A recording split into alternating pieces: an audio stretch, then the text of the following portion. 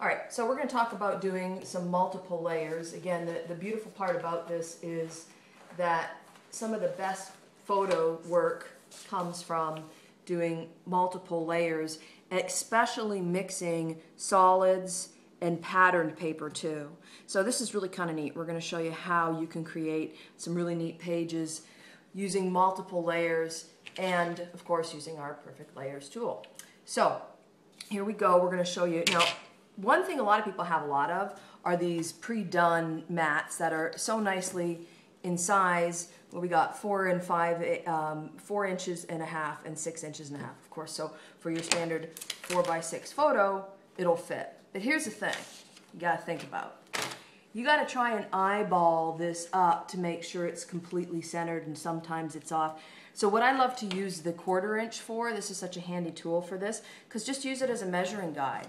So all I'm going to do is just approximate and then put that down, and you see how I'm bumping that up against the lip? So I'm like, let's see that. Okay, so that is perfectly 1/4 inch. Now I hold that there for a second, and now I just double check my measuring.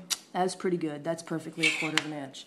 So now, sure, that's a great looking mat, and I didn't really need a Perfect Layers to do that, but what happens when you want to put this on top of this? And this is where it really starts to get fun, because you can do multiple mats. Now, I'm going to actually do 1, 2, 3 different mats using the paper.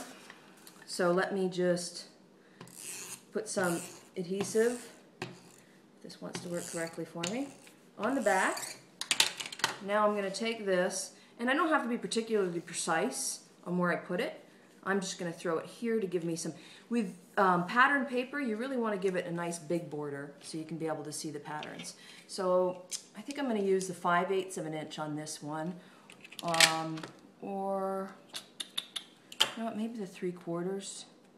3/4 is nice. I think I'm going to use the 3/4 instead of the 5/8. So all I'm going to do is just take this. Remember, that little lip right there is going to give me the 3/4 inch measurement.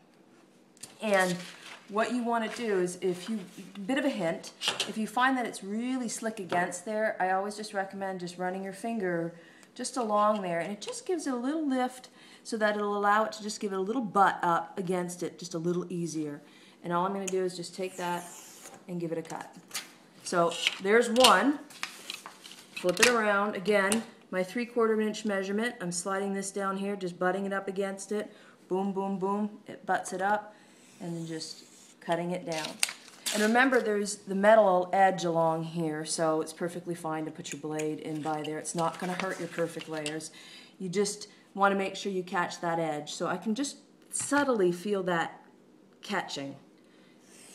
And again, last cut, we go around, and we're going to go for the 3/4 of an inch. See how simple that is? I'm just butting that up against there. I can feel it, and just a light pressure down and cut. Now we've achieved one last little corner here, and we'll be done.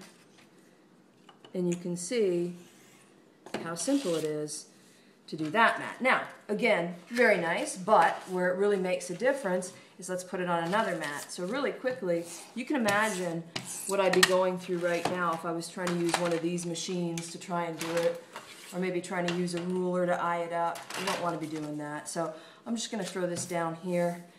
Scraps of paper, you can use it. Let's find what size we want to use here. And I'm thinking the green would be good at probably 1/4 inch. So I'm going to use the 1/4 inch. This is a really thin paper, so I'm going to give it a good run up the side on that one, just to make sure I've got the 1/4 inch nice and hooking on there. Again, a good sharp knife, running that down. If you don't feel like you got the whole way, it's okay to go back a second time. It's not going to hurt you. And then we're going to go along to the next one. Again, just may need to run your finger just along a little bit to get it popped up if it's very, very thin paper, which this happens to be very thin paper.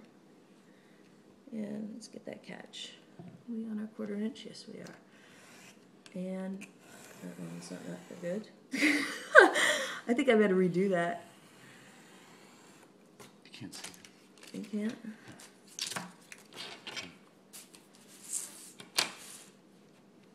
See, bump, bump, bump. Got it, can feel it.